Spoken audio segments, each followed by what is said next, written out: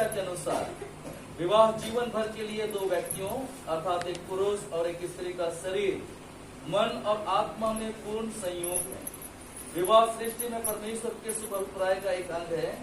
इसलिए यह उचित है कि कोई विवाह को हल्की अथवा स्वार्थ की बात ना समझे, वरन वह सोच समझकर आदर पूर्वक और प्रेम में जो परमेश्वर ने हमें दिया है और जिससे वह हमें घेरे हुए है विवाह करे। यह परमेश्वर की इच्छा है कि पुरुष और स्त्री का प्रेम उनके एक साथ जीवन के सब पक्षों में अर्थात एक दूसरे की संगति, सहायता एवं संभाल में परिपूर्ण हो। परमेश्वर के अनुग्रह से यह प्रेम समय के साथ साथ बढ़ता और गहरा होता जाता है। विवाह में ऐसा प्रेम अस्थायी पारिवारिक जीवन की नींव है और जब बच्चों के वरदान की आशीष प्राप्त होती है तब यह प्रेम मानव जाति के बढ़ने के लिए और अभय एवं भरोसे के वातावरण में बच्चों के पालन पोषण के लिए परमेश्वर का निर्धारित साधन है।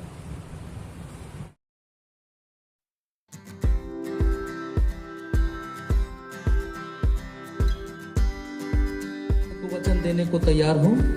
यदि तुम तैयार हो तो अपनी प्रतिज्ञा के चिन्ह स्वरूप एक दूसरे का दाहिना हाथ ग्रहण करो।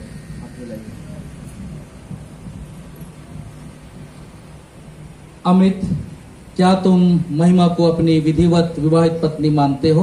यदि हाँ तो कहो जी हाँ मैं मानता हूँ। जी हाँ मैं मानता हूँ। महिमा, क्या तुम अमित को अपना विधिवत पति मानती हो? यदि हाँ तो कहो जी हाँ मैं मानती हूँ। जी हाँ मैं मानती हूँ।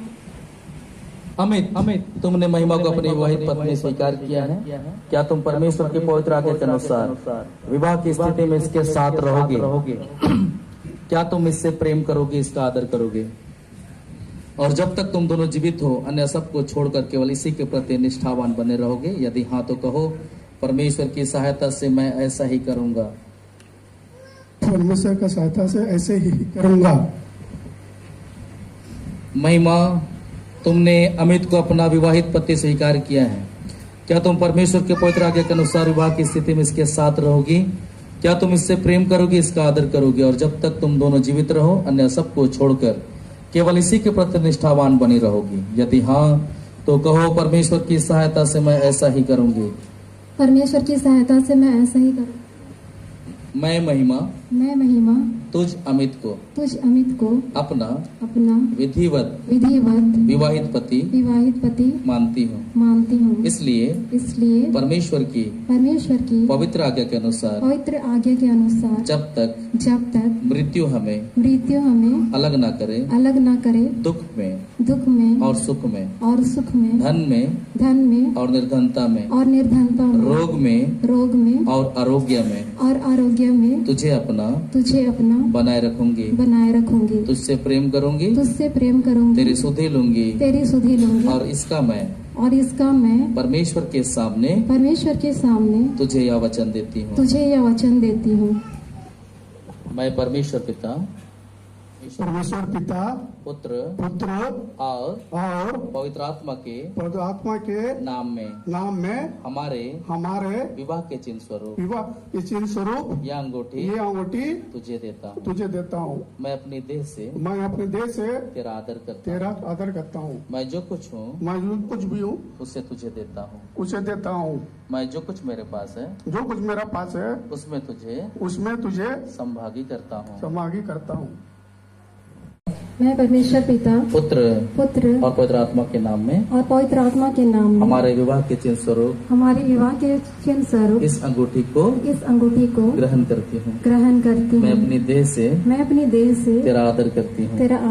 मैं जो कुछ हूँ उसे तुझे देती हूँ। मैं जो कुछ मेरे पास है उसमें तुझे संभागी करती हूँ।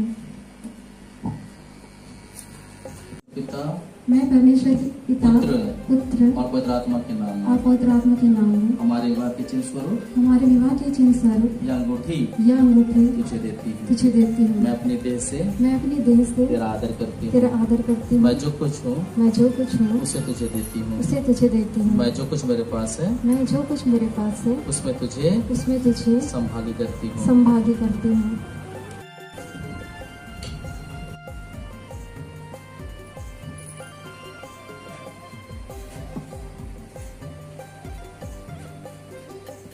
अमित और महिमा ने परमेश्वर के समक्ष एक दूसरे से प्रतिज्ञा की और वचन दिया है और अपने हाथ मिलाने और अंगूठियां लेने और देने के द्वारा अपने विवाह के लिए सहमति प्रकट की है। जिनको परमेश्वर ने जोड़ा है उन्हें कोई मनुष्य अलग ना करे। सर्वशक्तिमान ईश्वर पिता, पुत्र और पवित्र आत्मा के नाम पर आमीन।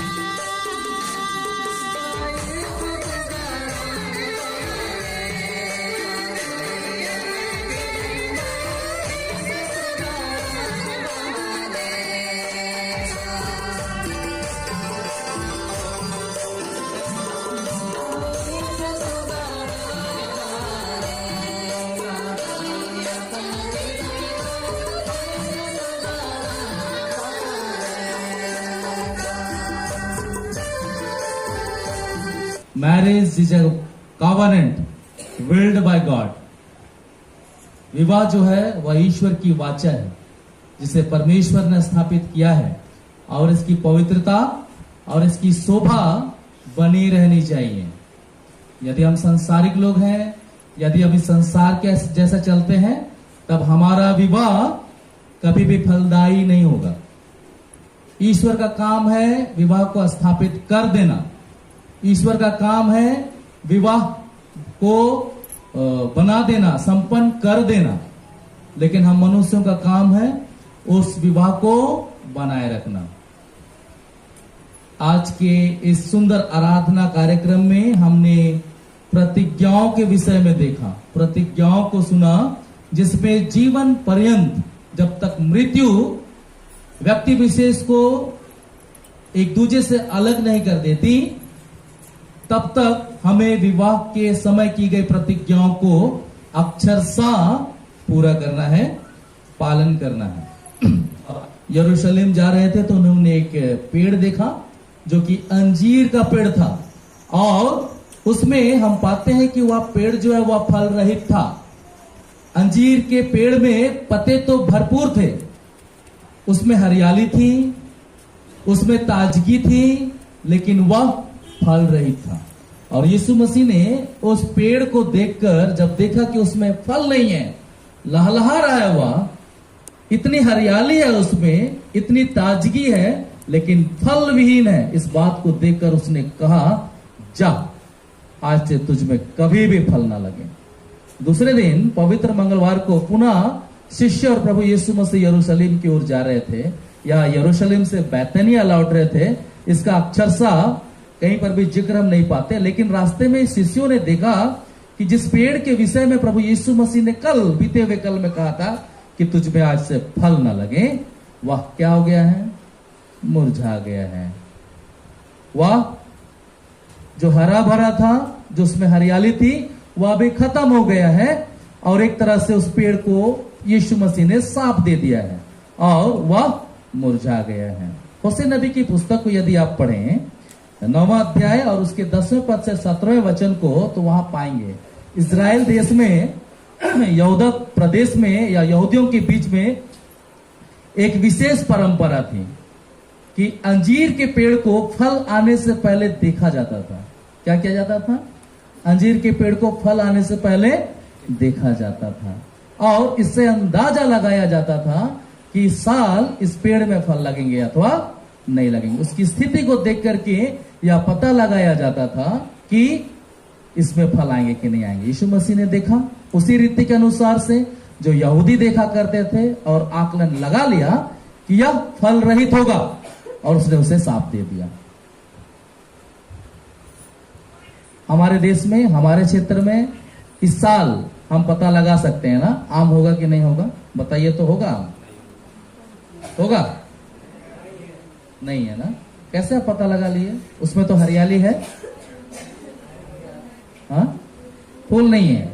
हाँ, तो यही परंपरा जैसा हमारे देश में है, आम के पेड़ को हम देख के पता लगा लिए कि इस साल इसमें फल नहीं लगेंगे, वैसे ही इजराइल के लोगों की भी एक परंपरा है कि वे अंजीर के पेड़ को फल आने से पहले देखते हैं। और यह एक तरह से प्रभु यीशु मसीह की भविष्यवाणी थी। किनके लिए? इसराइलियों के लिए, क्योंकि इसराइली या यहूदी जिनके लिए प्रभु यीशु मसीह आया, जिनके बीच उन्होंने डेरा किया, जिनके बीच चला फिरा, आत्मिक बातों को पूरा किया, अचंभा दिखलाया, लेकिन उन्होंने उसे स्वीकार नहीं किया, और ये श्राप आज तक है। आप विश्वास करते हैं? कितने लोग यरूशलेम गए हैं? How many of you? अभी हाल में कोई गए इजराइल? नहीं गए?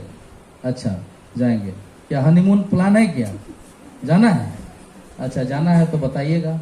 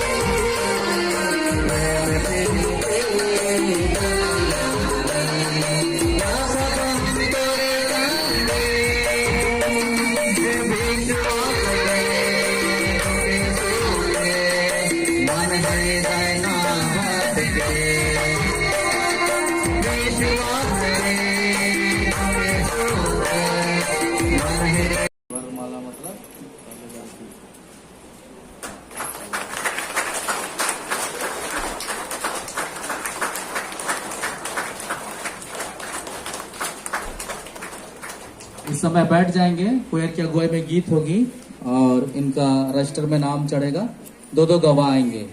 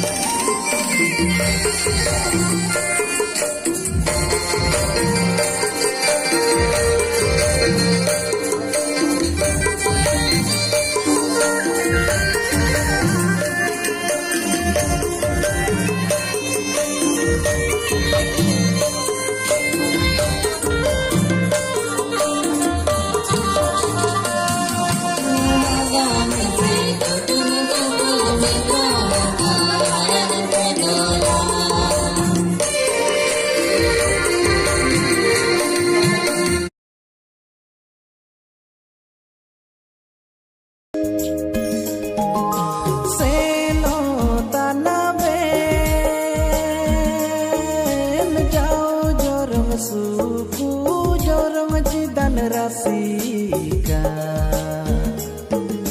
seno tanaben jauh jorong suku jorong jidan rasika Prabhure tain ben hora hora te idi benaya bado aya dulad koyom re Prabhure tain ben hora hora te idi benaya bado aya dulad koyom re